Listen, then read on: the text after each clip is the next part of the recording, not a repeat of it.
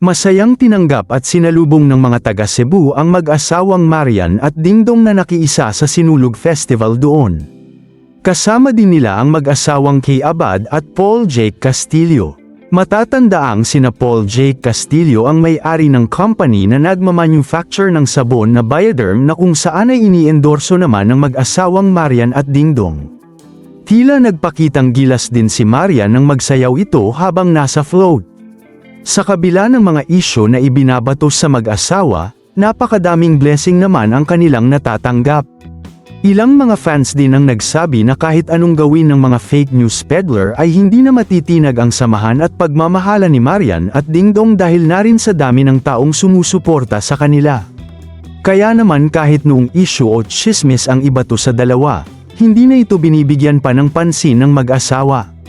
Ang mahalaga sa kanila ngayon ay ang kanilang pamilya at mga anak. Kitang-kita din na busy si Dingdong sa kanyang mga projects at ganoon din si Marian na priority ang mga anak at paminsan-minsan ay gumagawa ng mga proyekto sa showbiz na mas kapaki-pakinabang at patuloy din ang pagsuporta sa mga taong nangangailangan. Dahil dito, patuloy ang wish ng mga netizens at fans na lalo pang dumami ang blessing ng mag-asawa.